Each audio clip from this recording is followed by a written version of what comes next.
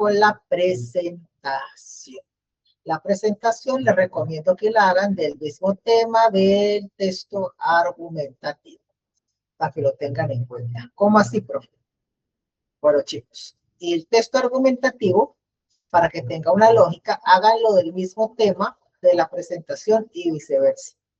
Ya les muestro el cuadro comparativo sobre el derecho de petición y la acción de tutela. Me falta café. Me hace falta camas. Está ese cuadro.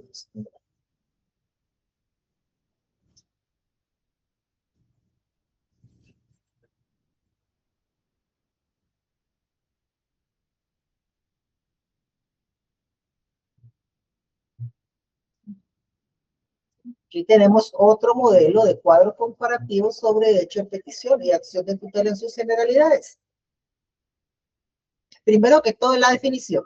La definición del derecho de petición es un derecho fundamental que tiene toda persona de presentar solicitudes respetuosas a las autoridades y en ciertos casos a particulares y obtener de ellos una respuesta oportuna. La acción de tutela es el mecanismo judicial preferente y sumario para la protección inmediata de los derechos fundamentales vulnerados o amenazados. El fundamento legal del derecho de petición, el artículo 23 de la Constitución Política de Colombia, regulado por el Código de Procedimiento Administrativo y lo contencioso administrativo en la Ley 1437 del 2011. La acción de tutela está en el fundamento legal del artículo 86 de la Constitución Política de Colombia y desarrollado por el decreto 2591 de 1991. La finalidad del derecho de petición es obtener información, o documentos o una respuesta clara y de fondo de una autoridad, entidad privada para poder entender qué es lo que pasó.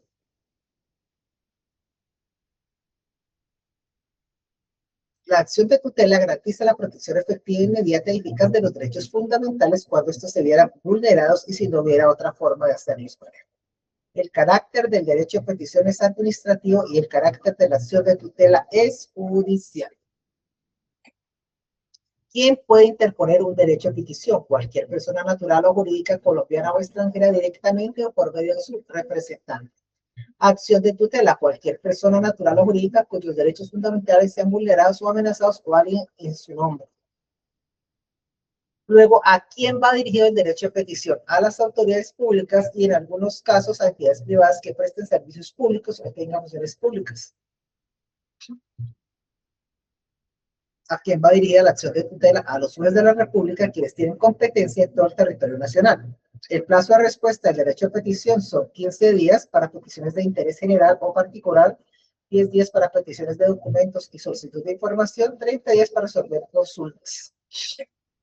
Plazo de respuesta a la acción de tutela, 10 días hábiles máximo para que un juez falle la tutela en casos urgentes de salud, vida, etcétera, puede resolverse en horas o en días. Requisitos del derecho de petición. Debe ser respetuoso con tener la identificación del solicitante, el objetivo de la petición y la dirección para la notificación. La acción de tutela debe indicar el derecho vulnerado, los hechos que lo constituyeron y la solicitud de amparo que requiere una acción inmediata. Paso por que empezar. Vamos a admitir paso a los.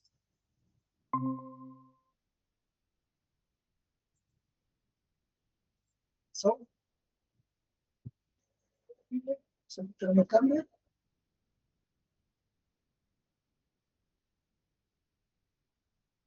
Definición, listo.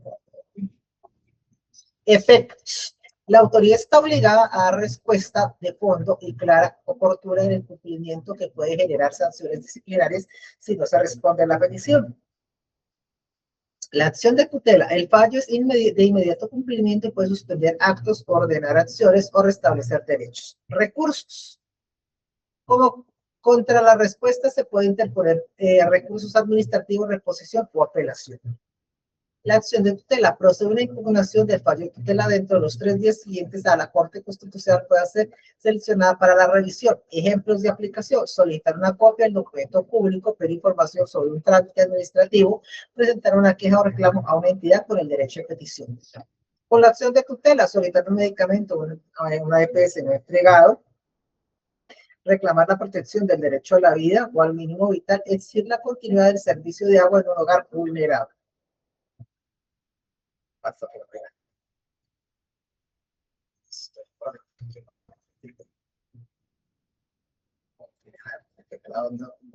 Creo que algo le indiquen es. Tenemos un tipo, muchachos. Aquí está bien.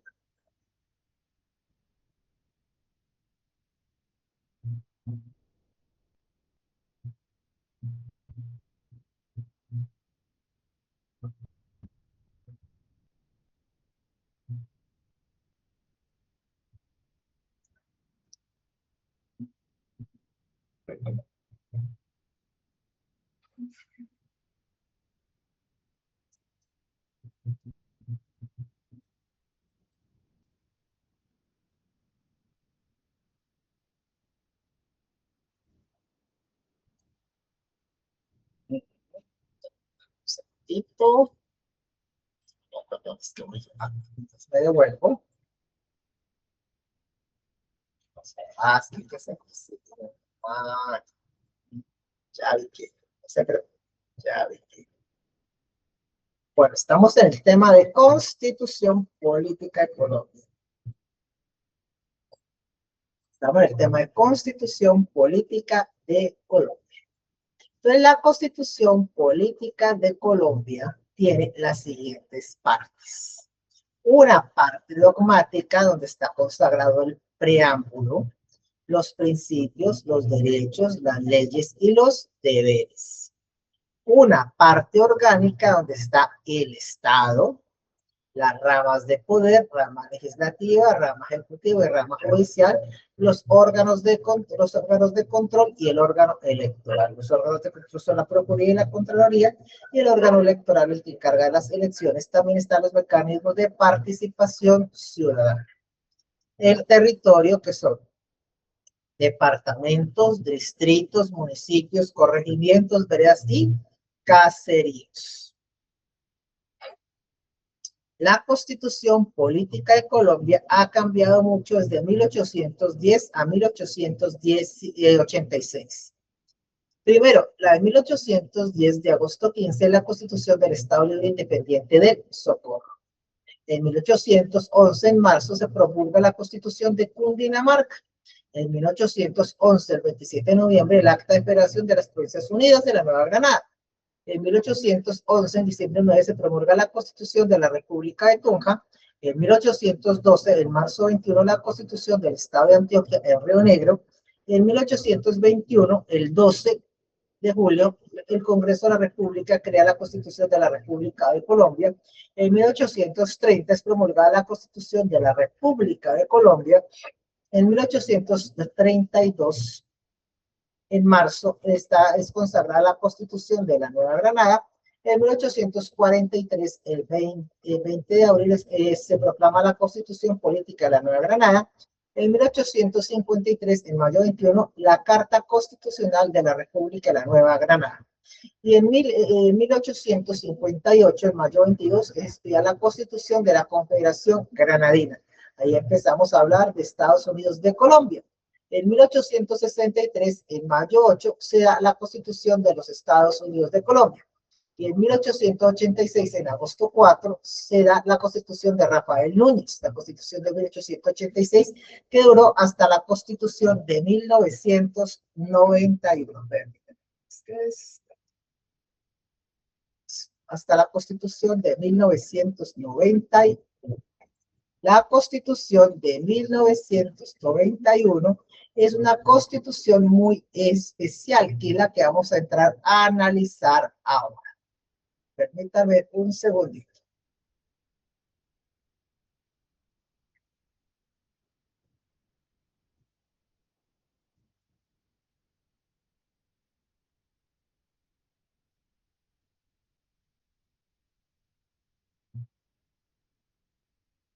Vamos a hablar entonces de la Constitución de 1991.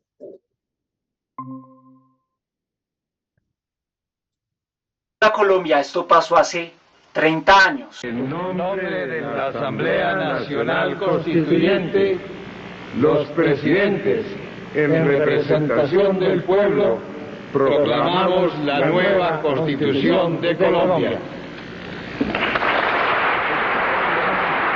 Sí, se promulgó la actual constitución política. Les contaré cómo se logró, quiénes la hicieron, lo bonito y lo feo de esta Carta Magna. A continuación. Generalmente durante el siglo XIX, cada una de las tantas guerras civiles colombianas terminaba con la creación de una nueva constitución que concretaba las propuestas y los ideales del bando ganador y sometía políticamente al rival. Por ejemplo, en la de 1863 se impuso el federalismo, se cambió el nombre del país, pero con el triunfo conservador en la guerra de 1884 a 1885 conllevó la promulgación de la Constitución de 1886, que duró casi 105 años, estableciendo un sistema centralista con régimen presidencialista y educación dirigida por la Iglesia Católica. ¿Y cómo hizo para durar tanto? Porque durante todo ese tiempo sufrió 70 reformas. Las principales fueron educación laica o libertad de enseñanza. El Estado puede intervenir en la actividad económica, derecho a la huelga, libertad de cultos. Se otorgó la ciudadanía a la mujer, el voto femenino, la implementación del Frente Nacional mediante plebiscito y la elección popular de alcaldes y gobernadores. Daba la impresión de que la del 86 envejecía con estilo, pero evidenció desgaste con el uso excesivo del estado de sitio, especialmente a partir de 1958. En este episodio sobre el pequeño 9 de abril te explico qué es. Entre ese año, el 58 y el 91, se utilizó en promedio durante 276 de los 365 días del año, donde el presidente podía legislar unilateralmente, relajado. El narcotráfico entró con pasos de gigante a casi todos los aspectos de la vida del país hacia finales de los 70s, principios de los 80s. Corrupción, inseguridad, violencia, varias guerrillas a lo largo del país y un mundo muy distinto en lo económico, social y cultural al de 1886 resultaban en el hecho de que cada vez más personas notaban que la Constitución centenaria no podía afrontar semejantes retos.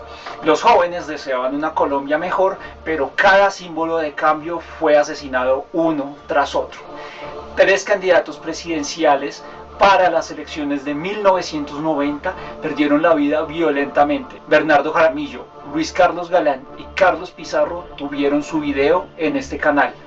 Véanlos. Hubo varios intentos por cambiar la Constitución. Desde arriba, varios presidentes lo intentaron.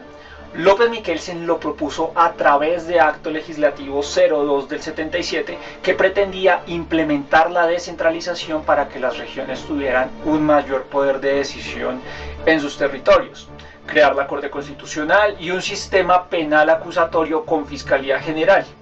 La Corte Suprema lo declaró inexequible, pues el mecanismo era inválido, no se hizo vía Congreso. El sucesor de López Miquelsen, Turbay Ayala, sí lo tramitó con el Congreso, le agregó establecer el Consejo Superior de la Judicatura, la pérdida de investidura para congresistas, desarrollar una reglamentación de partidos políticos, financiación de campañas y voto obligatorio.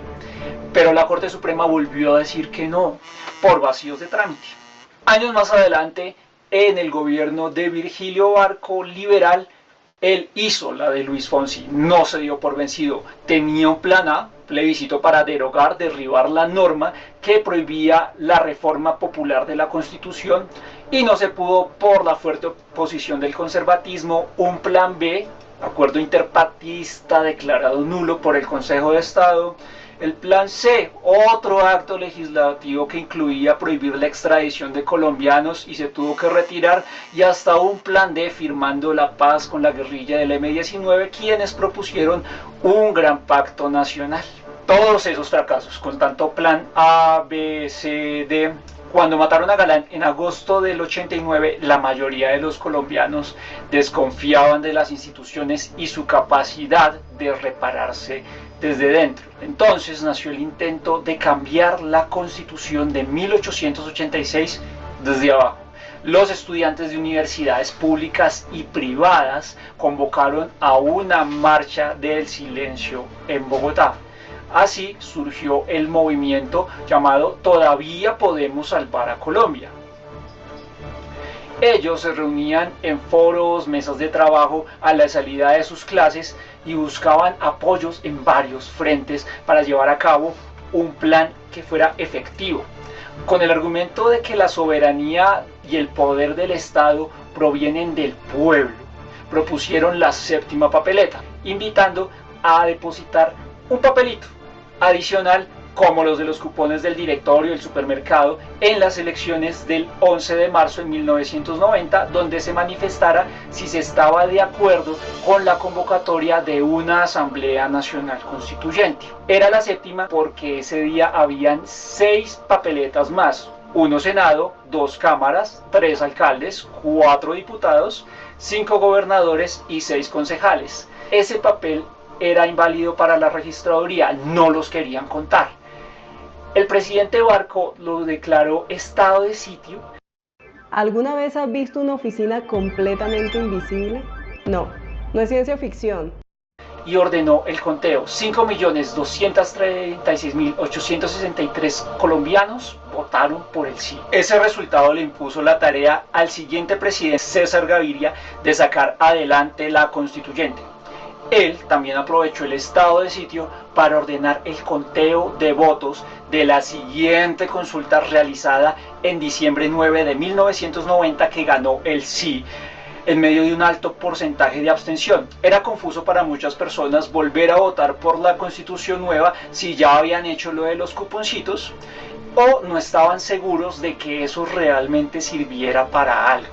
También se eligieron los 70 representantes a la Asamblea Nacional Constituyente. Ahí estuvo lo más poderoso de este largo proceso. Hubo de todo como en botica, como dicen los abuelos. Una fotografía del país: profesores, campesinos, indígenas, ingenieros, abogados, médicos, exguerrilleros, menos de las FARC. El M-19, convertido en partido político, sacó un gran resultado. Cristianos, protestantes, diferentes ideologías y hasta Maturana, el único afroelegido. En serio, el técnico que clasificó a Colombia a un mundial de fútbol después de 28 años, ganó la Copa América del 2001, la Libertadores del 89 con Nacional. No, eso no fue chévere. Él renunció a su curul porque le salió la oportunidad de dirigir al Real Valladolid en España. Llevó al pibe, a Leonel Álvarez, pero se fueron a la B.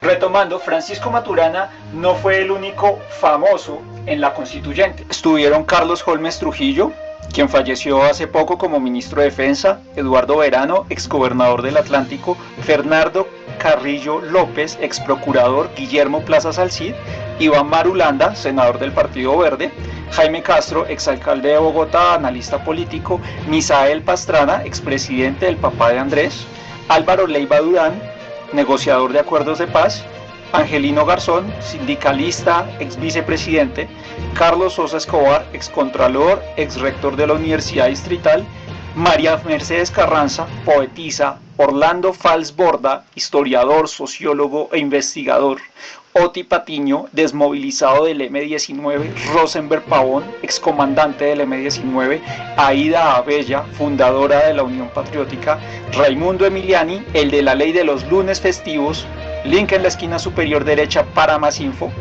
Lorenzo Muelas, líder MISAC, Horacio Serpa, liberal, Álvaro Gómez Hurtado, disidente conservador por el Movimiento de Salvación Nacional secuestrado por el M-19, y Antonio Navarro Wolf, líder desmovilizado de dicha organización, compartieron la presidencia de la Asamblea, dejando a un lado todas sus diferencias. Después de muchas discusiones, artículos escritos a mano, máquina de escribir, depositados en cofres porque ninguno pudo manejar un computador, el 4 de julio de 1991 se promulgó la Constitución con coro incluido cantando el Mesías de Handel.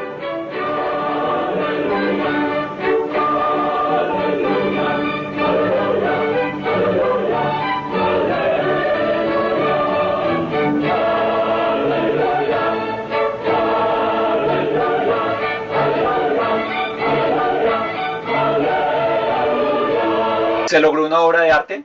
En parte sí.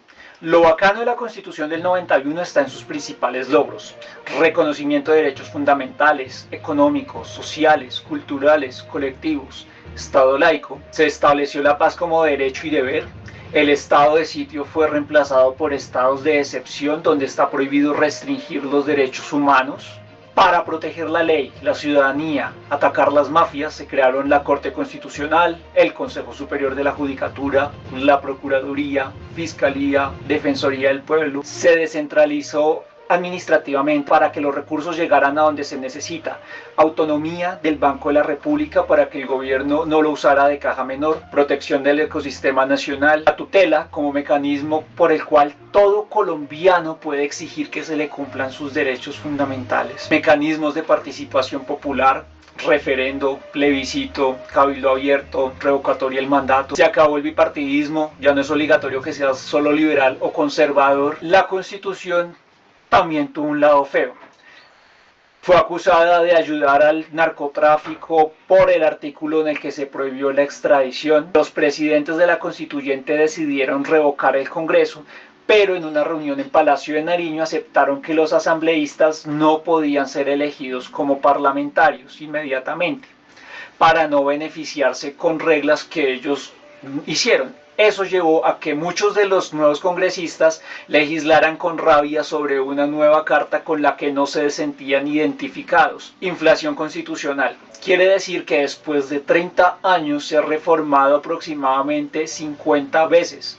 Bogotá ya no se llama Santa Fe de Bogotá, la extradición, reelección inmediata del presidente, eliminación de la reelección del presidente, acuerdos de paz, etc.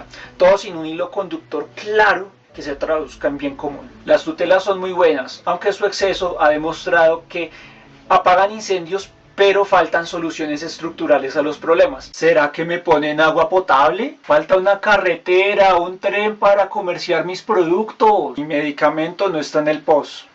Hay demasiados derechos en comparación con los deberes. ¿Cuál es nuestro compromiso con Colombia? Y los derechos cuestan dinero, desde la seguridad hasta la salud. ¿Desde dónde se saca la plata sin perjudicar las finanzas del país? ¿Cómo armonizar lo constitucional con lo presupuestal? La Constitución está muy bien redactada, pero falta cumplir la rajatabla. Para unos, porque no hay recursos, y para otros, porque sobra inmoralidad. Ahora les pregunto, ¿en qué los ha beneficiado o perjudicado la Constitución del 91? ¿Qué le agregarían? ¿Qué le quitarían? ¿Les gustaría una nueva constituyente? Dejen su opinión en la caja de comentarios. Clic al pulgar arriba si les gustó este video. Pues la Constitución Política de 1991, para mí, muestra una radiografía de lo que es nuestro país actualmente. ¿Por qué? Porque muestra todo lo que nosotros somos, cómo pensamos y cómo vivimos la Constitución. Entonces, vamos a iniciar con esta Constitución de 1991, hablando sobre el capítulo 1, derechos fundamentales. Son todos aquellos derechos humanos incluidos en la norma constitutiva y organizada de un Estado. Generalmente, que garantizan los primeros derechos promulgados. Son inviolables, nadie tiene derecho a despojarnos de ellos. Son universales, rigen en todo el mundo. Son imprescriptibles. Son para toda la vida, no tienen fecha de caducidad por ningún motivo. Son irrenunciables, no se puede renunciar a ellos, aunque sea por nuestra propia voluntad. Existen los derechos de primera generación, que son civiles y individuales, y son la libertad, la vida, la intimidad, el honor y la propiedad privada. De segunda generación, que son económicos y sociales, tales como el trabajo en condiciones dignas, descanso diario y vacaciones, vivienda digna, educación y cultura. De tercera generación, que son los derechos de la solidaridad, la paz y la naturaleza. De tercera generación, que son la paz, el desarrollo sostenible, el ambiente sano y el patrimonio común y el asilo político. La Constitución Política de 1991 tiene los siguientes partes. Dice así. Título 1, principios fundamentales. Se refiere al Estado, la soberanía de las entidades y cómo se distribuye. Listo. Título 2, derechos, deberes y garantías de los colombianos. Título 3, de los habitantes, el territorio, o sea, cómo está dividido el territorio colombiano. Título 4, participación democrática y partidos políticos. Título 5, cómo está organizado el Estado. Título 6, de la rama legislativa. Título 7, de la rama ejecutiva. Título 8, de la rama judicial. Título 9, sufragio y elecciones. Título 10, organismos de control. Título 11, de la organización territorial. Título 12, del régimen económico y la hacienda pública. La Constitución Política de 1991 tiene los principios fundamentales. Estos van del artículo 1, ¿ya?, al artículo 10, que son la base de la Constitución. Derechos, deberes y garantías que van del artículo 11 al artículo 41. De los derechos sociales, económicos y culturales va del artículo 42 al artículo 77. De los derechos colectivos y del medio ambiente van del artículo 78 al artículo 82. De la protección y la aplicación de derechos del artículo 83 al artículo 94. Derechos y deberes de los colombianos. Prestemos atención. Espérate, porque no se sabe. Dice así. Derecho a la educación. Derecho a no ser discriminado. Derecho al voto a partir de los 18 años. Derecho a la vida. Derecho al trato digno. Derecho a la privacidad. Derecho a la libertad de expresión. Derecho a la salud. Derecho al trabajo. Derecho a la libertad de culto. Derecho a la igualdad. De los deberes, respetar los deberes ajenos como si fueran propios, apoyar a las autoridades a proteger y cuidar las calles, parques, bosques, animales, participar democráticamente y contribuir a los gastos del Estado, defender y difundir los derechos humanos y evitar los conflictos. Ahora tenemos que entender una cosa de la Constitución Política de 1991.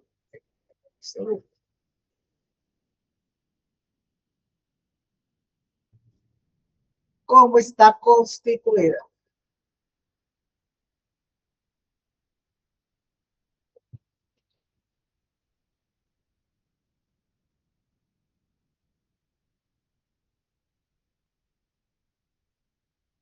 Ya nos vamos para Constitución Política del 91.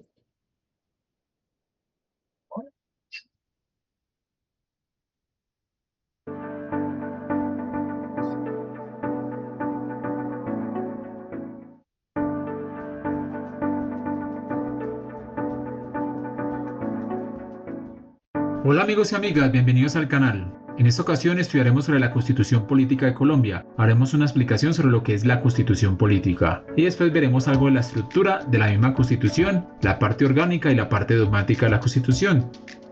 Iniciamos por la definición y decimos que la Constitución es el conjunto de normas e instituciones jurídicas fundamentales reguladoras de la organización y el ejercicio del poder, garantizadoras de derechos y libertades de las personas y de sus grupos. También se dice que es el conjunto de normas dentro de las cuales se circunscribe el campo de acción de la autoridad, haciendo ilegítima su actividad fuera de tales límites.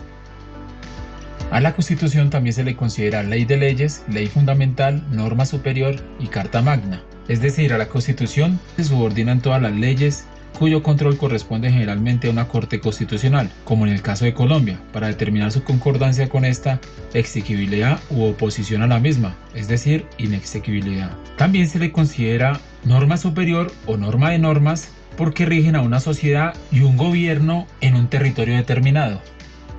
Asimismo, la Constitución expresa el ordenamiento jurídico de un Estado. ¿Y por qué es un ordenamiento jurídico? Porque es de los derechos y deberes de todos esos elementos que integran la sociedad, y político porque es en orden al bien común de la sociedad política.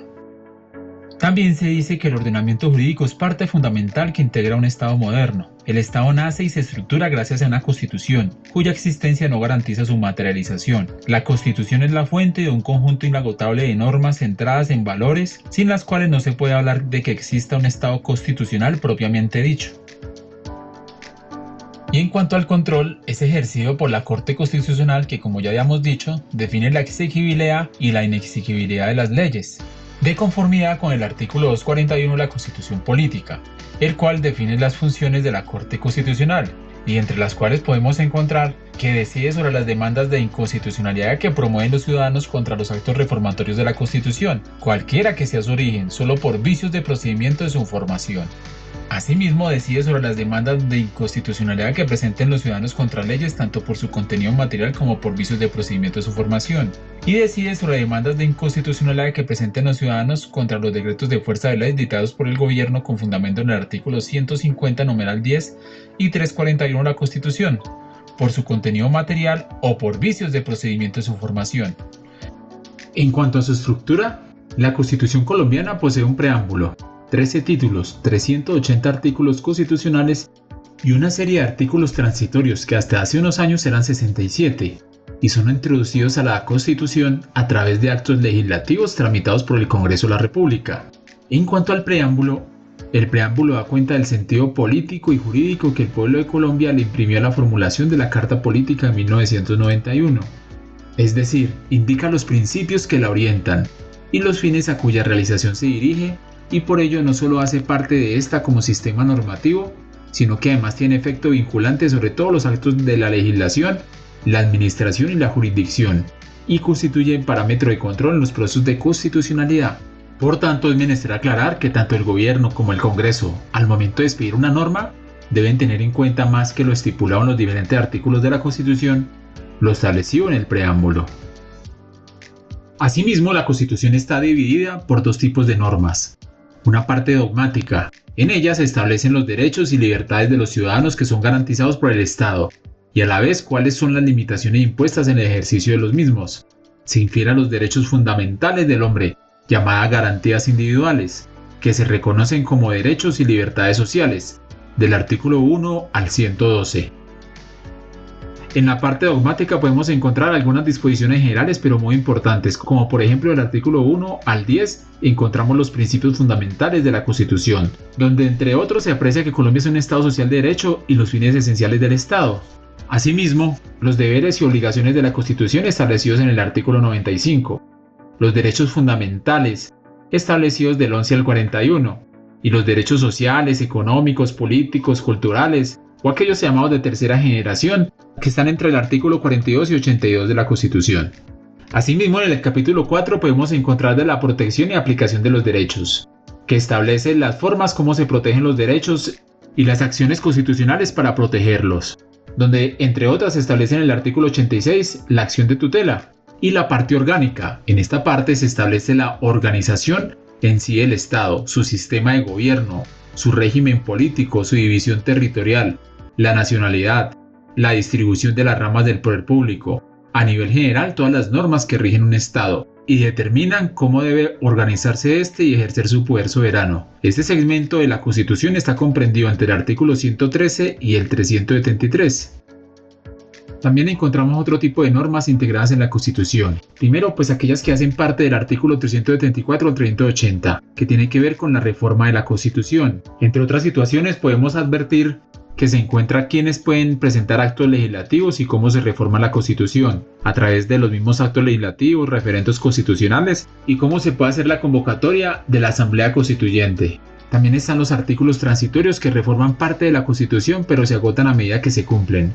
Y las normas llamadas neutras, que son normas que no se distinguen entre si son orgánicas o dogmáticas, es decir, a pesar de que están plasmadas en la Constitución, no deberían estar. Muchas gracias por haber visto este video, espero se suscriban y por favor compártanlo, eso me ayuda a crecer el canal. Muchas gracias.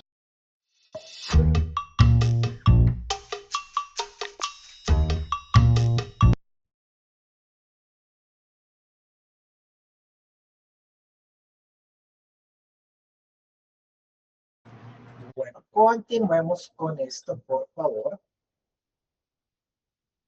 Creo que es que no sé por qué se me está enloqueciendo un poquito, pero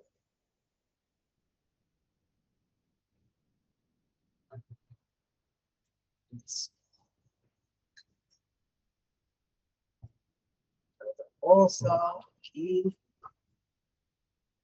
listo. Los derechos de las personas. En la Constitución Política de Colombia están expresados los derechos de las personas. Dichos derechos se agrupan así: derechos fundamentales, derechos sociales, económicos y culturales, derechos colectivos y del medio ambiente.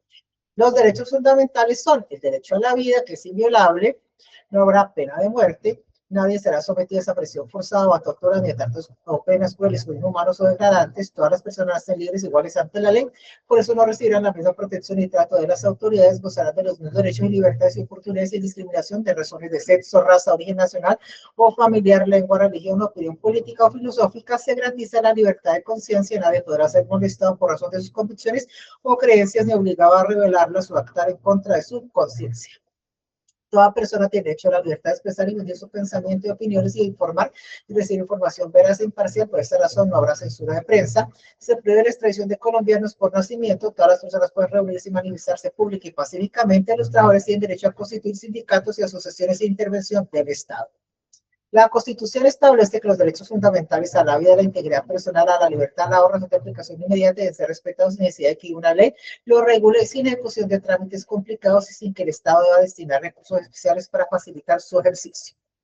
Los derechos sociales, económicos y culturales son: la familia es el núcleo fundamental de la sociedad, el Estado y la sociedad garantizan la protección y la integridad de la familia y la sociedad y el Estado tienen la obligación de asistir o proteger al niño y garantizar el desarrollo económico armónico, integral, el empleo, el ejercicio de sus derechos. Se garantiza el derecho a la negociación colectiva para regular las relaciones laborales con las excepciones que señale la ley. Se garantiza el derecho a la propiedad privada, los bienes de uso público, los parques naturales, las tierras naturales de los grupos étnicos, las tierras de resguardo y el patrimonio arqueológico de la nación son inalienables, son imprescriptibles y son inembargables. Inalienables, no se puede vender ni comprar; imprescriptible, nunca pierde su carácter de bien público; inembargables, no pueden ser embargados en proceso judicial. Es deber del Estado proveer el acceso progresivo a la propiedad de la tierra de los trabajadores agrarios en forma individual o asociativa y a los servicios de educación, salud, vivienda, seguridad social, recreación, crédito, comunicaciones, comercialización de los productos, asistencia técnica y empresarial con el fin de mejorar el ingreso y la calidad de vida de los campesinos. Derechos colectivos del medio ambiente. Todas las personas tienen derecho a gozar de un medio ambiente sano, es decir, el Estado debe proteger la diversidad e integridad del ambiente y conservar sus áreas de importancia ecológica. El Estado planificará el manejo y aprovechamiento de los recursos naturales para garantizar su desarrollo sostenible, su conservación y restauración. Además, deberá prevenir y controlar los factores de deterioro ambiental que imponen las sanciones legales para así la reparación de los daños causados. Queda prohibida la fabricación, importación y posesión de armas químicas o nucleares en Colombia y la intrusión al territorio nacional de residuos nucleares o desechos tóxicos. Es deber del Estado velar por la protección de la integridad del espacio público y por la destinación del uso común, el cual prevalece sobre el interés particular. De los deberes ciudadanos. A cambio de sus derechos, los ciudadanos tenemos unos deberes tales como respetar los derechos ajenos y no buscar de los propios, ser solidarios en situaciones de emergencia en los que se ponga en peligro la vida, la salud de las personas, tales como un incendio, un terremoto, un accidente automovilístico, etc. Respetar y apoyar las autoridades democráticas para mantener la independencia e integridad nacional, defender y difundir los derechos humanos con fundamento en la convivencia pacífica, participar en la vida política y cívica y comunitaria del país, buscar mantener la paz y colaborar con el buen funcionamiento de la justicia, proteger los recursos naturales y culturales. El sistema de gobierno. La Constitución, ¿qué clase de gobierno debemos de tener? Nos dice que es un Estado social de derecho, donde los derechos de los colombianos son garantías inalienables, imprescriptibles e inembargables. Eso ya lo vimos. Ahora sí, herramientas constitucionales para hacer valer nuestros derechos. Eso ya lo vimos. Y vamos, mecanismos constitucionales para la protección ciudadana.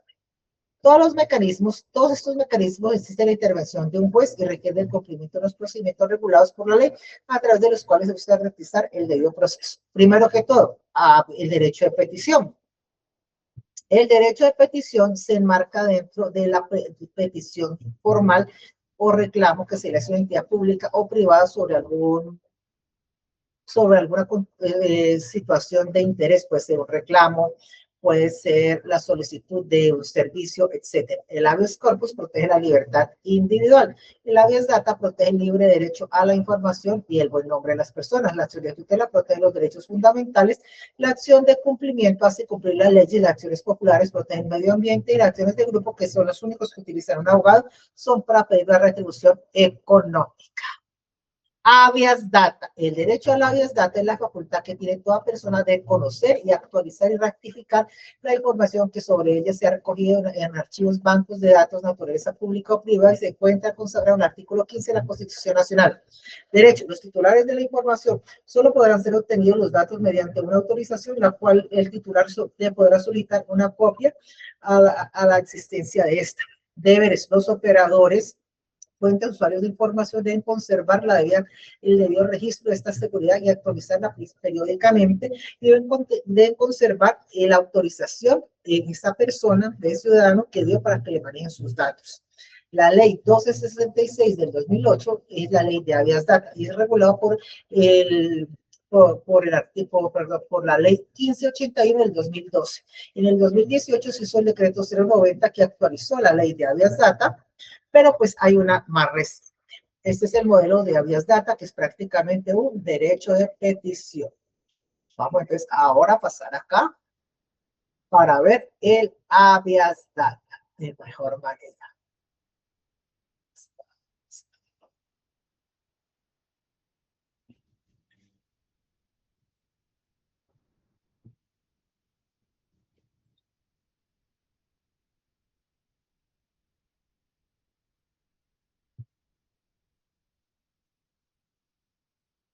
Política establece que todas las personas tienen derecho a su intimidad personal y familiar y a su buen nombre, y el Estado debe respetarlos y hacerlos respetar. De igual modo, tienen derecho a conocer, actualizar y rectificar las informaciones que se hayan recogido sobre ellas, en bancos de datos y en archivos de entidades públicas y privadas. Y en la recolección, tratamiento y circulación de datos se respetarán la libertad y demás garantías consagradas en la Constitución. En consecuencia, la Constitución Política establece en su artículo 15 la protección al derecho que tienen las personas de exigir que sus datos personales sean manejados con discreción y confidencialidad por parte de las empresas, del Estado y bases de datos que los contienen, para que de esta manera se pueda respetar la intimidad de las personas y su buen nombre.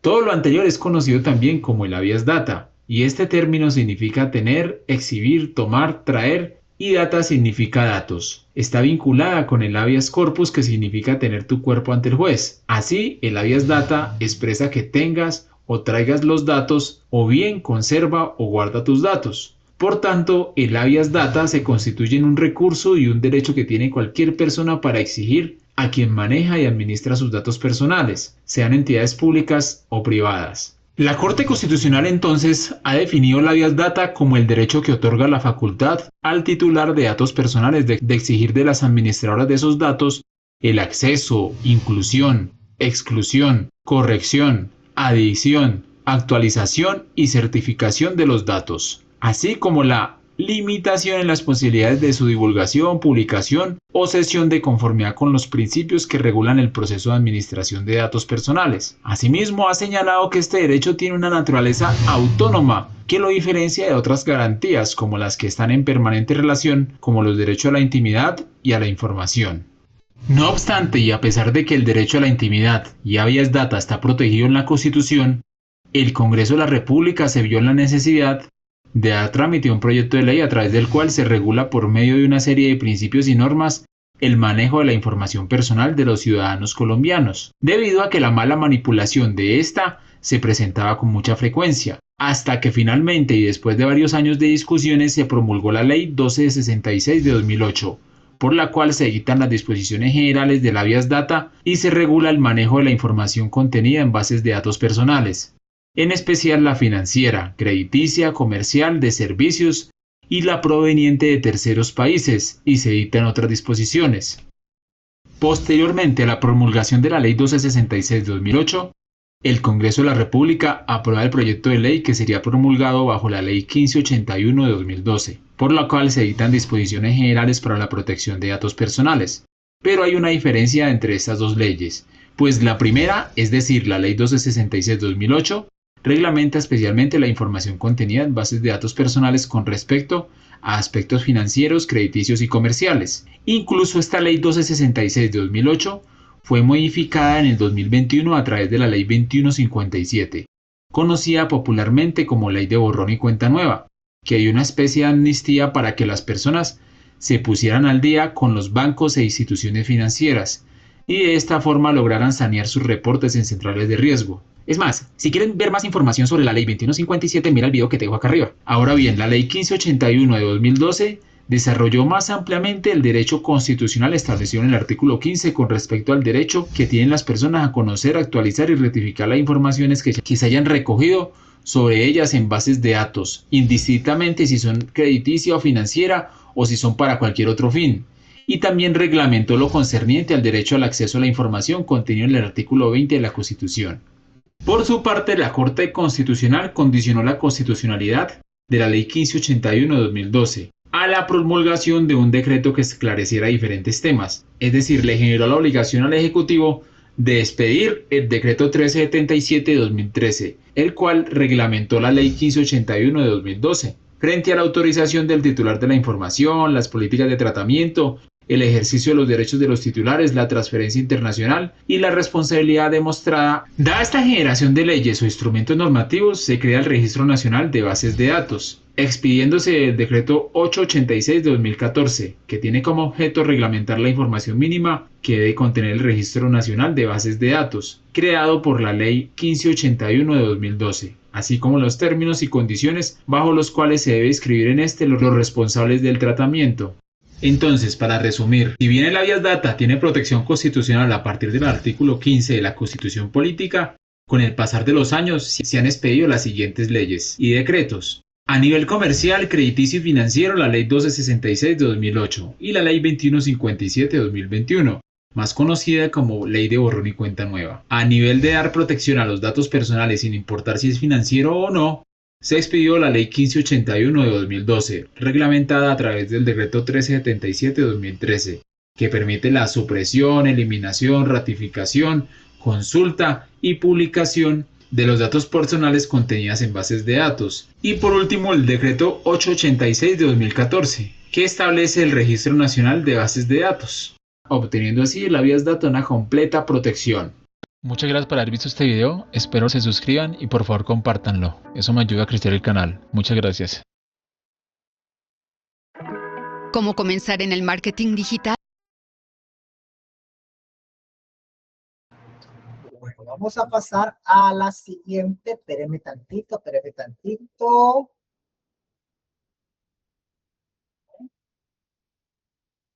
Ahora sí me dio. Yo no, que era lo que estaba viendo yo, que no me cuadraba. Listo.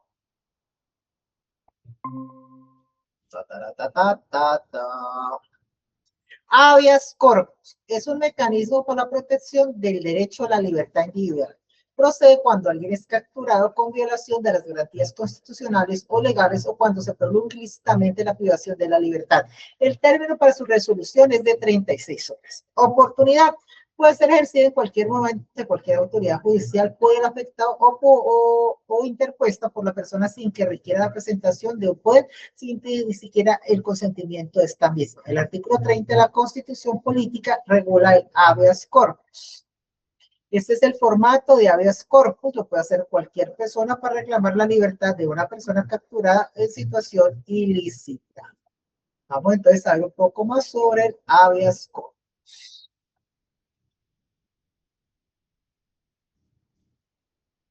Vamos a estudiar sobre el artículo 30 de la Constitución Política de Colombia. Este artículo 30 de la Constitución expresa que quien estuviere privado de su libertad y creyere estarlo ilegalmente, tiene derecho a invocar ante cualquier autoridad judicial en todo tiempo, por sí o por interpuesta persona, el habeas corpus, el cual debe resolverse en el término de 36 horas. Es decir, que este artículo 30, aparte de que se encuentra dentro de los artículos considerados como derechos fundamentales, establece como un mecanismo de protección constitucional el habeas corpus, que en la actualidad se encuentra reglamentado por la Ley 1095/2006 y en esta ley se establecen competencias para resolver los habeas corpus, como son que todos los jueces y tribunales de la rama judicial del poder público son competentes para resolver los habeas corpus. En otras palabras, tanto un juez penal como un juez de familia como un juez civil pueden resolver un habeas corpus. Este habeas corpus debe ser resuelto en un término no mayor a 36 horas por la autoridad judicial, que puede ser cualquier juez o magistrado de la rama judicial, como ya había mencionado. También es importante considerar que el habeas corpus puede ser interpuesto por la misma persona afectada, es decir, por la persona privada de la libertad o por un abogado. Ahora bien, en cuanto a la petición de habeas corpus, esta debe contener la siguiente información conforme lo dispone al artículo 4 de la Ley 1095/2006. Primero, el nombre de la persona en cuyo favor se instaura la acción. Segundo, las razones por las cuales se considera que la privación de su libertad es ilegal o arbitraria. Tercero, la fecha de reclusión y el lugar donde se encuentra la persona privada de la libertad. Cuarto, si se conoce el nombre y cargo del funcionario que ha ordenado la privación de la libertad de la persona o personas en cuyo favor se actúa. Quinto, el nombre, documento de identidad y lugar de residencia del solicitante. Sexto, la afirmación, que debe hacerse bajo la gravedad del juramento, que se considerará prestado por la presentación de la petición, de que ningún otro juez ha asumido el conocimiento de la solicitud de habeas corpus o decidido sobre la misma. Es decir, que en cuanto a este último requisito, se requiere que el peticionario manifieste a través de juramento que no ha interpuesto otro habeas corpus ante otro juez o magistrado, so pena de ser investigado tanto penalmente como disciplinariamente, en caso de que se trate de un abogado quien interpuso la acción, como sucedió hace poco en Bucaramanga, donde un abogado interpuso 800 habeas corpus y estos fueron negados y también le compulsaron copias para investigar el proceder del abogado accionante o peticionario. Es importante anotar que si bien el artículo 4 de la Ley 1095/2006 dispone que se deben cumplir con estos 6 numerales como requisitos esenciales para interponer la petición de habeas corpus, este mismo artículo dispone que la ausencia de uno de estos requisitos no impedirá que se adelante el trámite de habeas corpus, si la información que se suministra es suficiente para ello. En cuanto a la decisión, una vez se apruebe la violación de las garantías fundamentales constitucionales o legales, el juez que abocó conocimiento ordenará la libertad de la persona privada de la libertad. No se puede olvidar entonces que una vez se reconozca el habeas corpus, la autoridad judicial, juez o magistrado puede ordenar compulsar copias para que el funcionario competente inicie las investigaciones a que haya lugar, sin detrimento de las acciones legales restauradas de perjuicios que estime adelantar el afectado. Lo anterior como quiera que se está vulnerando el artículo 174 del Código Penal, que tipifica el delito de privación ilegal de la libertad. En tanto, con respecto a la impugnación, si es negado el habeas corpus, este puede ser impugnado dentro de los 3 días calendarios siguientes a la notificación. Es decir, que si le notifican, por ejemplo, un 3 de marzo, tiene hasta el 6 de marzo para interponer la impugnación y esta será resuelto por el juez jerárquico. En otras palabras, si la primera decisión fue proferida por un juez penal municipal, la impugnación debe resolverla un juez penal del circuito, como quiera que este último es el superior jerárquico. También es importante considerar que el habeas corpus puede ser interpuesto por la misma persona afectada, es decir, por la persona privada de la libertad o por un abogado. Muchas gracias por haber visto este video, espero se suscriban y por favor compártanlo, eso me ayuda a crecer el canal. Muchas gracias. Bueno, pasemos a la siguiente.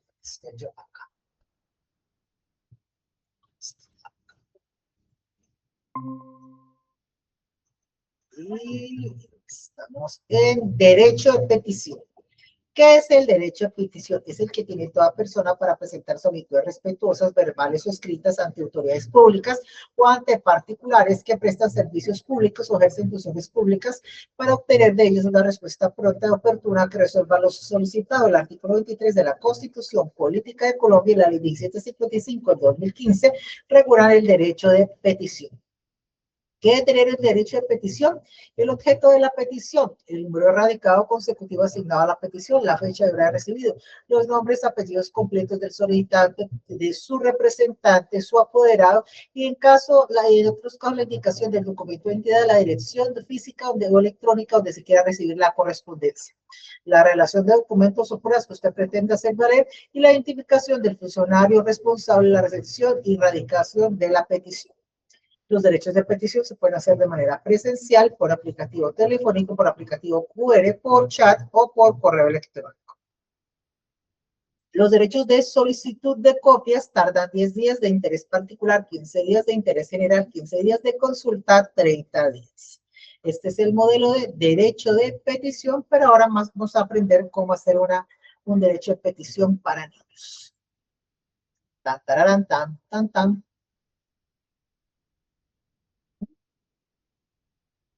Vamos a ver en qué consiste y luego vemos cómo hacerlo para niños. Presten atención.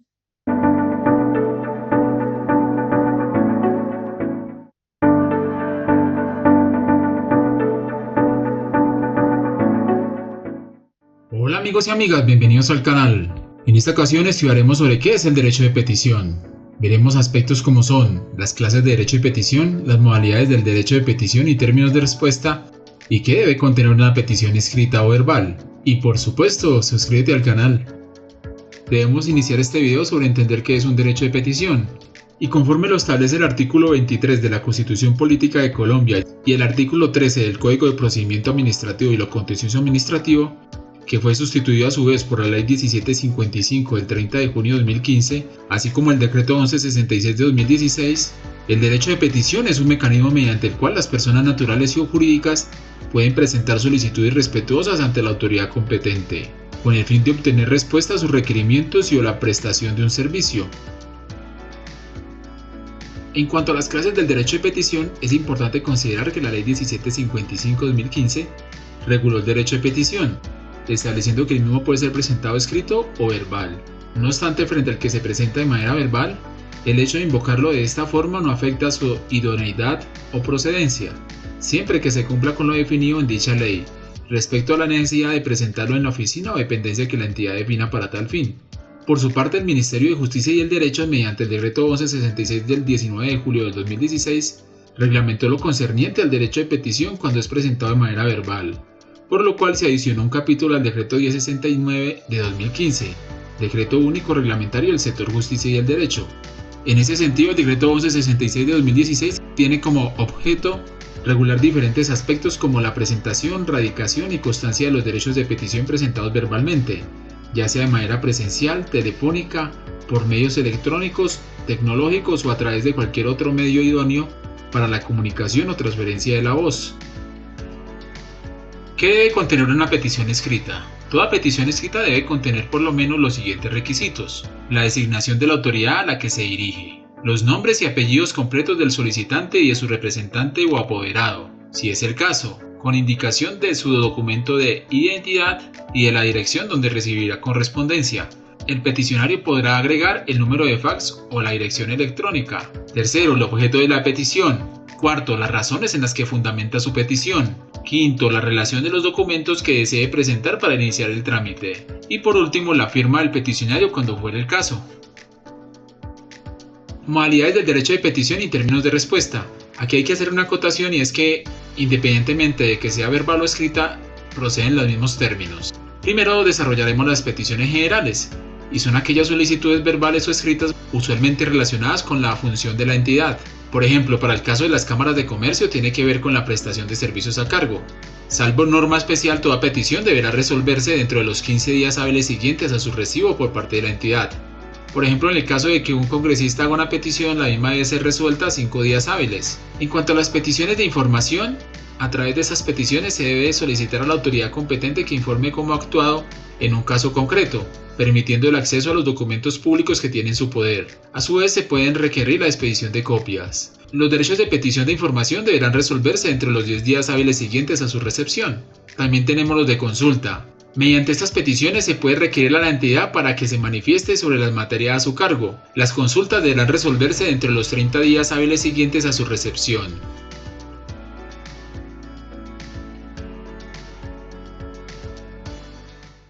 Muchas gracias por haber visto este video, espero se suscriban y por favor compártanlo, eso me ayuda a crecer el canal. Muchas gracias. Tu dirección de residencia te está costando caro. Te están pagando 5 veces.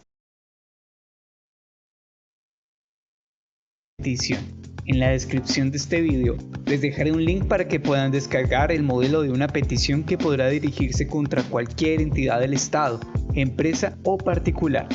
Esta minuta podrán modificarla como ustedes deseen y ajustarla a sus propias necesidades. No olviden darle like a este video y suscribirse al canal para que puedan apoyarme y de esta manera seguir subiendo más videos como este.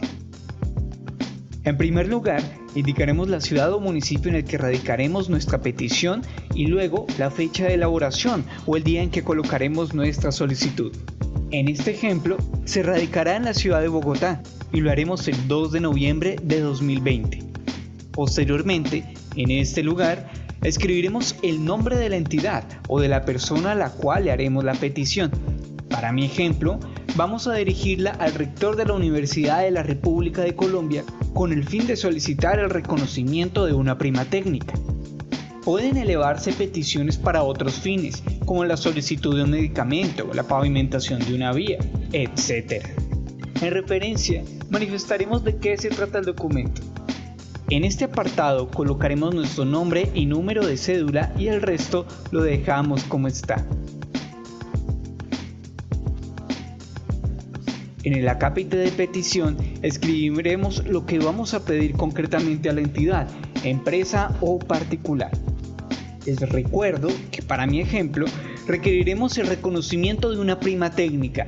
Su petición la deberán realizar según lo que necesiten. Acá les reitero que pueden pedir un medicamento si el documento va dirigido a una EPS o solicitar la pavimentación de una vía, caso en el cual deberán dirigirlo a la respectiva alcaldía de su municipio. Más adelante, en los hechos, redactaremos de manera cronológica y ordenada los acontecimientos que dan lugar a elevar la petición. Aquí describiremos las omisiones, las faltas, los errores y nuestras circunstancias propias y personales para relatarle a la entidad por qué estamos elevando la petición. En fundamentos de derecho indicaremos las leyes, los artículos de la Constitución, las sentencias de la Corte Constitucional y todas las normas que consideremos pertinentes para sustentar la petición. Este apartado no es indispensable colocarlo en nuestra petición, pero nos puede ayudar para que nuestras pretensiones prosperen ante la entidad. En pruebas, relacionaremos cada uno de los documentos que acompañaremos con la solicitud y que permitirán demostrar a la entidad lo que estamos alegando en el documento. Para mi ejemplo, relacioné como prueba la historia laboral y la calificación de servicios prestados. En el apartado de notificaciones, escribiremos la dirección donde recibiremos la respuesta de parte de la entidad. Recordemos que tiene 15 días hábiles para responder. Por último, firmamos nuestra petición. Muy bien, si te gustó este video no olvides darle like, suscribirte al canal y compartir. Si quieres un video sobre un tema específico, escríbelo en los comentarios. Listo, eso es cómo hacer un derecho de petición. Continuamos entonces. Acción de tutela. A la hora de instaurar una acción de tutela, tenga en cuenta que es un mecanismo de protección de los derechos fundamentales introducidos por la Constitución de 1991 en su artículo 86, de ser dirigida contra acciones o omisiones de la autoridad, su fallo debe ser inmediato. ¿Quién la puede instaurar? Cualquier persona natural cuando una autoridad pública viola uno de sus derechos fundamentales a través de una acción o omisión o contra un particular si esta persona presta servicios públicos o de interés colectivo. Sin embargo, esta acción solo procederá cuando el afectado no disponga de otro medio de defensa judicial, salvo aquella que utilice como mecanismo transitorio para evitar un perjuicio irremediable. Así lo dice la Constitución. ¿Cuáles son los derechos que se pueden tutelar? El derecho a la vida, el derecho a la igualdad, el derecho a la intimidad personal, el derecho al libre desarrollo de su personalidad, el derecho a la libertad de conciencia, el derecho a la libertad de cultos, el derecho a la libertad de expresión, el derecho a presentar peticiones, el derecho al trabajo, el derecho a escoger profesión o oficio, el derecho a la libertad, el derecho al debido proceso, etc. Algunas cifras de la acción de tutela: porcentaje de demandas, mujeres 50.84%, hombres 47.25%, empresas 1.87%, grupos LGBTIQ más 0.028%. Entidades más demandadas con tutelas en Colombia: Unidad de Víctimas, CAFE Salud, Colpensiones, 9 PS, SABE Salud, Salud Total, Secretaría de Tránsito y Transportes, ASME Salud, Servicio Occidental de Salud y Ensanar. Derechos de petición más invocados: el derecho a petición, pero las tutelas más invocadas. Primero, el derecho a petición cuando una petición no es respuesta o no respondida. Luego, el derecho a la salud cuando no sea un servicio de salud. Luego, el derecho al libre proceso. Luego, el derecho al mínimo vital. Y luego, el derecho a la seguridad social. Este es el formato de acción de tutela, pero ahora veremos cómo se hace una acción de tutela. Por favor, prestemos atención, que esto les va a servir a ustedes para toda la vida. Tan, tararán, tan, tan, tan. ¿Qué pasó?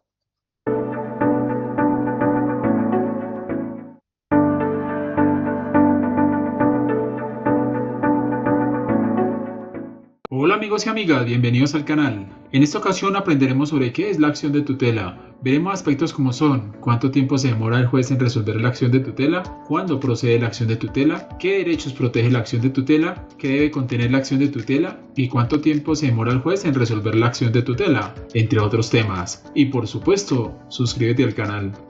Iniciamos con la definición de qué es la acción de tutela. Y decimos que la acción de tutela es un mecanismo consagrado en el artículo 86 de la Constitución Política de 1991, que tiene toda persona para reclamar ante los jueces en todo momento y lugar la protección judicial de sus derechos fundamentales. Solo procede cuando no se dispone de otro medio de defensa judicial, salvo cuando se utilice como mecanismo transitorio para evitar un perjuicio irremediable. ¿Cuándo procede la acción de tutela? La acción de tutela procede cuando un derecho fundamental haya sido vulnerado o amenazado por la acción u omisión de cualquier autoridad pública. También procede contra acciones u omisiones de los particulares, cuando estos prestan un servicio público, cuando su actividad afecta grave e injustificadamente un interés colectivo, cuando existe una relación de indefensión o subordinación entre dos particulares. Igualmente, vía doctrina jurisprudencial se considera que la acción de tutela procede contra providencias judiciales, siempre que se verifique el cumplimiento de los requisitos generales o causas genéricas de procedibilidad enunciados en la sentencia C-590/2005 de la Corte Constitucional. ¿Quiénes son los competentes para conocer de la acción de tutela? De conformidad con el artículo 37 del Decreto 2591 de 1991, son competentes para conocer de la acción de tutela a prevención los jueces o tribunales con jurisdicción en el lugar donde haya ocurrido la afectación o vulneración del derecho fundamental. ¿Cuánto tiempo se demora el juez en resolver la acción de tutela? La acción de tutela debe ser resuelta en el término de 10 días contados a partir de la radicación de la solicitud. ¿Qué derechos protege la acción de tutela? La acción de tutela garantiza la protección de los derechos constitucionales fundamentales, de conformidad con el artículo 2 del Decreto 2591 de 1991. Dentro de los derechos fundamentales podemos encontrar los siguientes: el derecho a la vida, el derecho de petición, el derecho al libre desarrollo de la personalidad, el derecho al trabajo, el derecho a la paz, los derechos políticos. Sin embargo, no podemos dejar de lado la libertad personal, la libertad de enseñanza, el derecho a la honra, la libertad de cultos, entre otros. No obstante lo anterior, también puede tutelarse la protección de derechos que, si bien de manera directa no son considerados derechos de primera generación o sea fundamentales, su afectación o vulneración por conexidad afecta o vulnera de manera directa los derechos que sí son constitucionales fundamentales. Un claro y recurrente ejemplo es el caso del derecho a la salud. En efecto, la Constitución Política 1991 no consagró este derecho como un derecho fundamental. Sin embargo, se ha venido reconociendo jurisprudencialmente el derecho a la salud como un derecho fundamental. ¿Existe algún término señalado para poder interponer la acción de tutela? Actualmente no existe vigente un término que establezca la caducidad de la acción. No obstante, la Corte Constitucional vía jurisprudencial estableció como requisito la inmediatez, estableciendo que para interponer la acción de tutela se debe observar un término razonable desde la ocurrencia del hecho que la origina. Para finalizar, ¿qué debe contener la acción de tutela? La solicitud de tutela debe contener como mínimo la identificación del solicitante indicando el lugar de su residencia, identificar la parte contra quien se pretende tutelar los derechos vulnerados, es decir, la autoridad pública o particular, una relación detallada y clara de los hechos que describa la acción o la omisión de la autoridad pública o el particular, con las cuales se afecta o vulnera el derecho fundamental, una exposición y argumentación del derecho que se considere se afecta o vulnerado y o se encuentre amenazado, así como la manifestación bajo la gravedad del juramento de que no ha presentado tutela sobre los mismos hechos.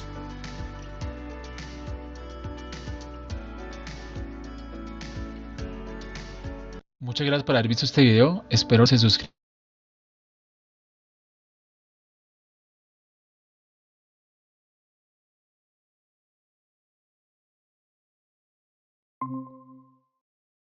Canal Jurídico de Colombia. Soy Esteban, abogado en ejercicio, y hoy les explicaré cómo hacer una acción de tutela.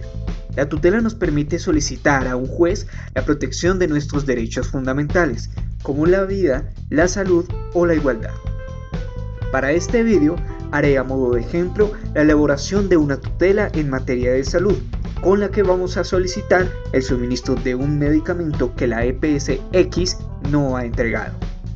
La tutela que estoy elaborando es un ejemplo y ustedes la deben modificar de acuerdo a sus propias necesidades y requerimientos. En la referencia de la tutela colocaremos como asunto acción de tutela para proteger los derechos fundamentales que vamos a solicitar sean protegidos. Muy bien, en accionante colocaremos nuestro nombre completo y en accionado colocaremos el nombre de la entidad contra la cual va dirigida la tutela. En este acápite indicaremos nuevamente nuestro nombre completo y también nuestro número de cédula. El resto lo dejamos como está. Bien, continuamos con el acápite de los hechos. En él relataremos al juez los hechos por los cuales consideramos que nuestros derechos fundamentales están siendo vulnerados. En este ejemplo podríamos indicar que el 15 de febrero de 2020 el médico Jorge Arias ordenó la entrega del medicamento X. Posteriormente, en el hecho número 2, colocaremos que el 16 de febrero de 2020 me acerqué a la EPS X y negó la entrega del medicamento.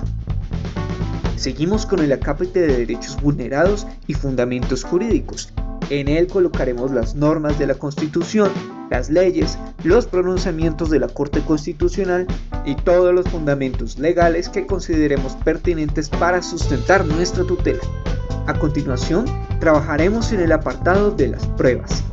Aquí relacionaremos cada uno de los documentos con los que le probaremos al juez que la entidad que estamos accionando está vulnerando mis derechos fundamentales. Para mi ejemplo, y al tratarse de temas de salud, es relevante que relacionemos como pruebas todas las historias clínicas, las órdenes de apoyo, los exámenes médicos y todos los documentos que permitan demostrar al juez que la EPS X no ha entregado el medicamento que necesitaba. Seguimos con las pretensiones. En esta parte colocaremos lo que vamos a pedirle al juez. La primera pretensión de nuestra tutela siempre será tutelar los derechos fundamentales que enunciamos anteriormente. Como en este caso hablamos de derecho a la salud, siempre vamos a pedir que se protejan nuestros derechos a la vida, salud, dignidad humana e integridad personal. En la segunda pretensión colocaremos que se ordene a la EPS X que se entregue de manera inmediata los medicamentos que necesitamos. En este punto vuelvo a reiterar que debemos acomodar nuestra tutela según nuestras necesidades. Si lo que necesitamos es que nos practiquen un examen médico o un procedimiento, así lo debemos colocar. Sobre la tercera pretensión de nuestro ejemplo, les debo aclarar que cuando se trata de asuntos de salud, solemos pedir el tratamiento integral en salud. De esta manera, la EPS deberá suministrarnos todos los procedimientos, medicamentos e insumos que necesitemos para hacer frente a nuestra enfermedad. En el apartado de notificaciones, indicaremos dónde deseamos recibir las notificaciones de las decisiones que adoptará el juzgado durante el trámite de tutela. Es importante que coloquemos nuestra dirección de residencia, número telefónico y correo electrónico si lo tenemos. También debemos colocar la dirección de notificación de la entidad accionada. En este caso colocaremos la dirección de la EPS X, así como su número telefónico y su correo electrónico. Por último, firmamos la tutela con nuestros datos. Muy bien, este ha sido el ejemplo de una tutela en materia de salud. Recuerda que siempre podrás instaurar esta acción para solicitar la protección de cualquiera de los derechos fundamentales consagrados en la Constitución Política de Colombia. Ten en cuenta que la acción de tutela está regulada en el artículo 86 de la Constitución y en el decreto 2591 de 1991. ¿A tu hijo le gusta dibujar? Pasemos a la siguiente, donde estoy, muy lejos. ¿Sí?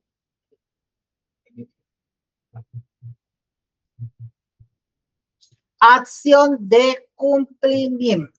La acción de cumplimiento es un recurso contemplado en la Constitución Política de Colombia, a través de la cual los ciudadanos pueden exigir el cumplimiento de una ley o de un acto administrativo.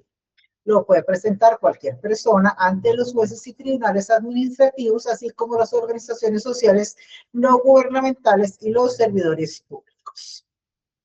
¿Cómo interponer una acción de cumplimiento? El ciudadano debe presentar un reclamo directo a la autoridad o al particular que haya incumplido su deber o obligación. Este reclamo debe realizarse por escrito para que sirva de soporte. Si la autoridad mantiene su incumplimiento dentro de los 10 días siguientes a la presentación del reclamo directo, el ciudadano podrá proceder a presentar la demanda ante el juez o tribunal administrativo. Esto es para leyes de sentido formal, decretos con fuerzas de ley, decretos legislativos, decretos simples, ordenanzas departamentales, acuerdos municipales, decretos del alcalde, resoluciones o actos administrativos. Requisitos: el nombre, identificación y el lugar de residencia de la persona que instaura la acción, la determinación de la ley o acto administrativo del incumplimiento, los hechos constitutivos del incumplimiento, determinación de la autoridad particular de lo incumplido, la prueba del reclamo directo y de la renuncia por parte de la autoridad, la solicitud de pruebas y la enunciación de las que pretendan ser válidas. La manifestación bajo gravedad de juramento de haber presentado otra solicitud respecto a los mismos hechos o deberes ante ninguna autoridad. Este es el formato de acción de cumplimiento. Vamos a ver entonces un poco más acerca de la acción de cumplimiento.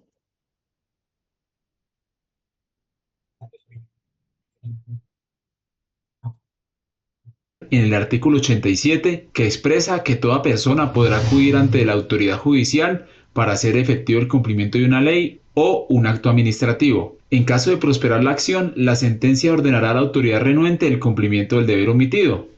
Por tanto, la acción de cumplimiento constituye el instrumento adecuado para demandar de las autoridades o de los particulares que ejercen funciones públicas la efectividad de las normas con fuerza material de ley y de los actos administrativos. Es decir, se puede solicitar la acción de cumplimiento bien sea para una ley o para un decreto, o para una resolución expedida por una autoridad administrativa. Sin embargo, para que la acción de cumplimiento prospere, debe cumplirse unos requisitos mínimos, los cuales se desprenden del contenido de la Ley 393 de 1997, por la cual se desarrolla el artículo 87 de la Constitución Política. Y en esta ley se estipulan los siguientes requisitos para que este tipo de acción constitucional prospere.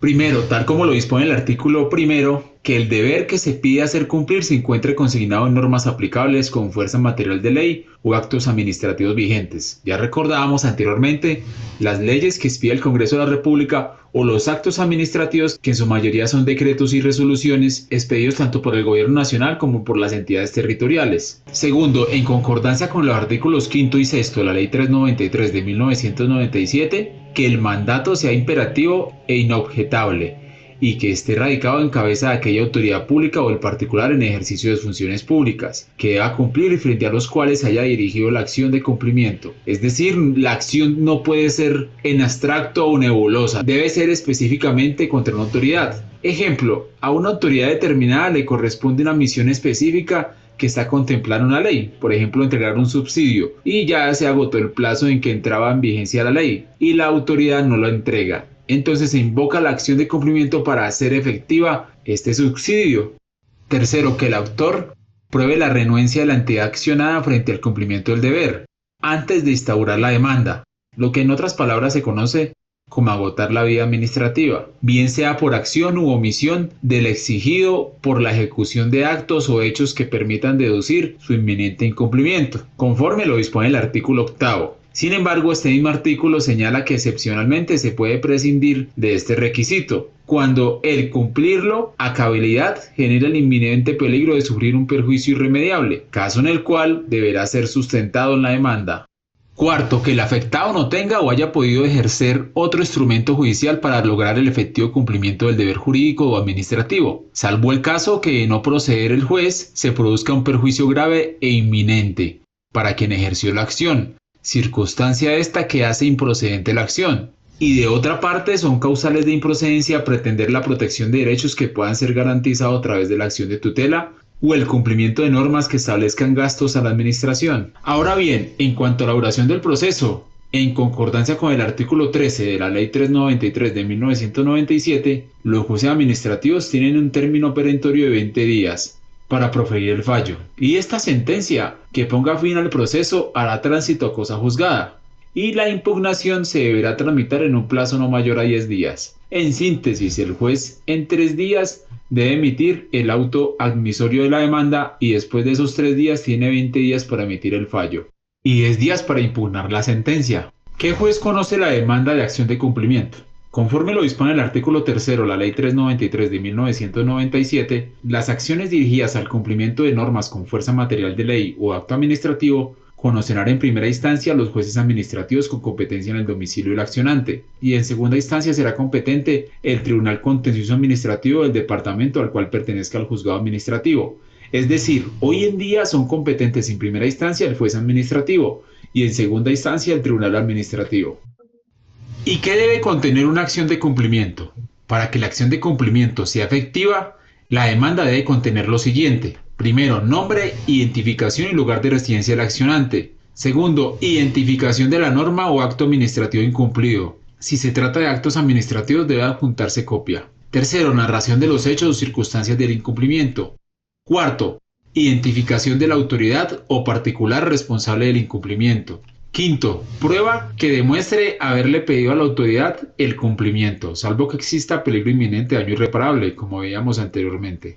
Sexto, solicitudes de pruebas y enunciación de las que se pretenda hacer valer. Séptimo, manifestación bajo la gravedad del juramento de no haber presentado otra solicitud respecto de los mismos hechos a otra autoridad.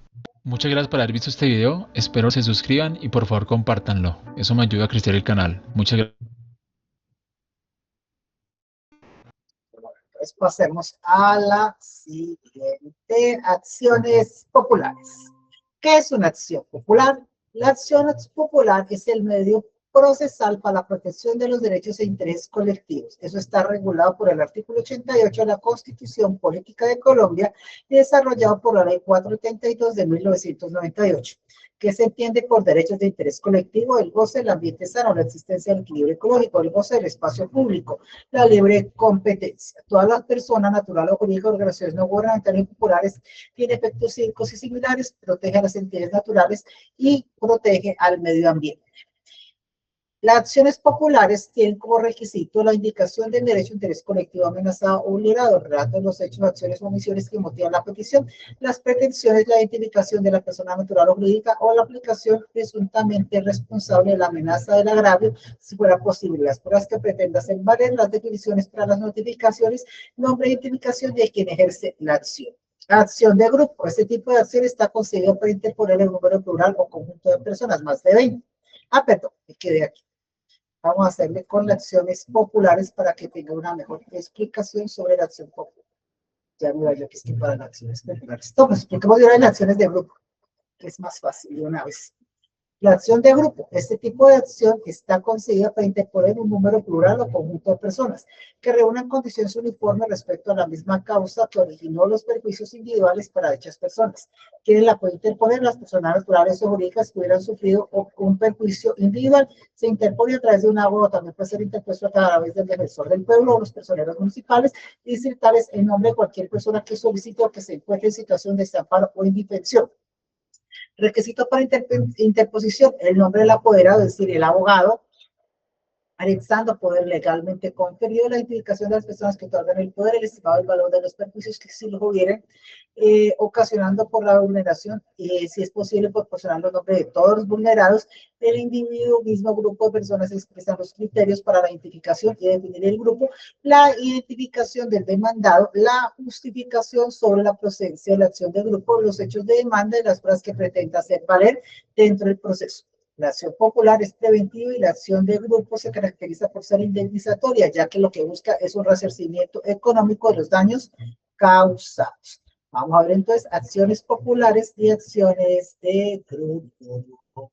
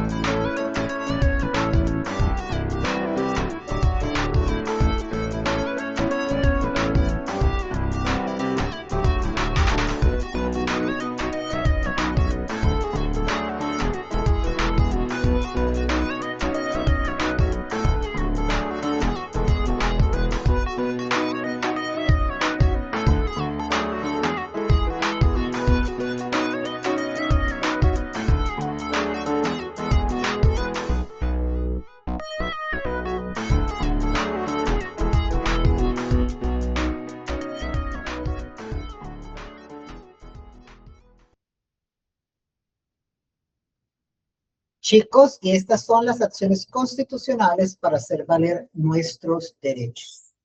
De ahí las que más utilizamos son el derecho de petición y la acción de tutela.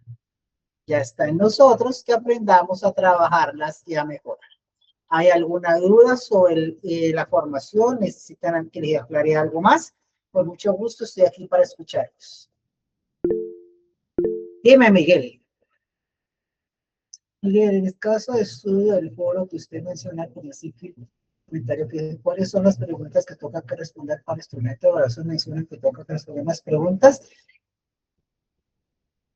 En esas preguntas que aparecen en el instrumento de evaluación, si no mal me acuerdo, tú tienes que meterte al instrumento de evaluación y meterte a... venga, le muestro de una vez. Si no están en el instrumento de evaluación, usted hace esto, chicos, permítanme. Me meto aquí. Elementico, ya les cuadro eso aquí. Eso siempre es un enredo. Ustedes son la 325. Yo tengo acá el material de apoyo en la carpetica que ustedes tienen. Listo, ya. Elementico, ya les coge material de apoyo. Este es el foro sobre estudio de caso. Foro sobre estudio de caso creo que ya pertenecen a la guía 3. Pero el proceso, ahorita ¿dónde están? Están en la guía 2. Yo siempre he escuchado esas dichosas preguntas, pero yo nunca lo he visto. El cartel hecho la huelga, Mijo, hágalo como lo hice yo. Yo sé que existen unas preguntas orientadoras, ¿ya? Que a veces las cargan ahí, pero no las veo. Yo sé que deben estar aquí en este cosito que es el material de la guía, ¿ya? Pero no lo veo, ¿ya? ¿Sí me hago entender? En el caso del estudio en foro. Trate de hacerlo como yo lo hice en el foro, con esas preguntas, respondiendo a esas preguntas que yo coloqué ahí. Espérate un segundito. Que creo que las preguntas son las que yo coloqué ahí. Espérate un segundito. Yo estoy seguro que las preguntas lo que yo respondí ahí es las preguntas de dicho foro. ¿Ya? Espérate un momentico. ¿No? Yo siempre es un chicharrón. Pero yo primero explicar personalmente estas cosas, porque después me metí unas embolatas. Yo al principio me metí unas perdidas, hasta que me dijo Emerson, hágalo como le dé la gana, que eso nunca le va a cuadrar. En serio, así me dijo Emerson, el líder de nosotros. Yo nunca le va a cuadrar, ni se mate la cabeza, me dijo así. Te póngale las condiciones a los muchachos, pero venga, vamos a revisarlas porque yo sé que yo lo hice conforme a unas preguntas orientadoras. ¿De dónde las saqué? Creo que fue de un curso que vimos en el SENA. Por estudio de caso. ¿Es esa aún? Listo.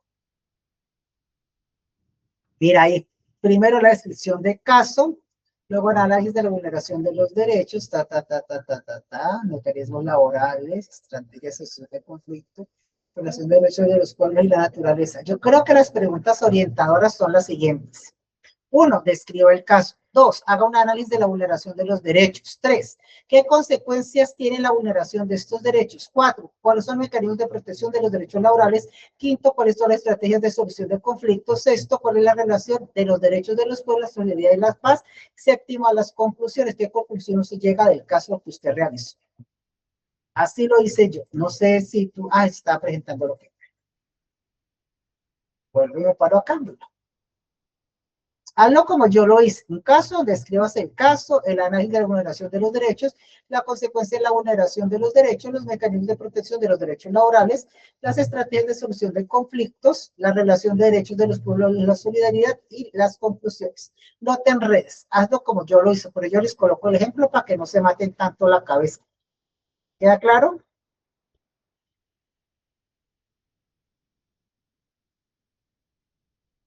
Chicos, ¿queda claro?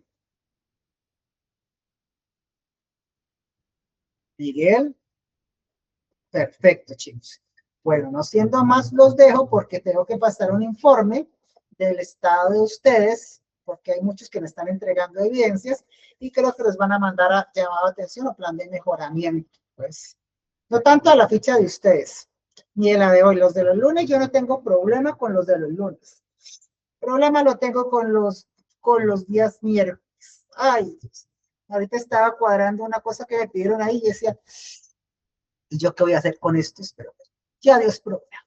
Chicos, que tengan un feliz día, que Dios los guarde. Cualquier cosa me escriben al 300-307-8208. Yo con mucho gusto les respondo sus inquietudes. Feliz día. Ay, yo les tengo que subir una cosa muy chévere. Ay, dime, Francisco.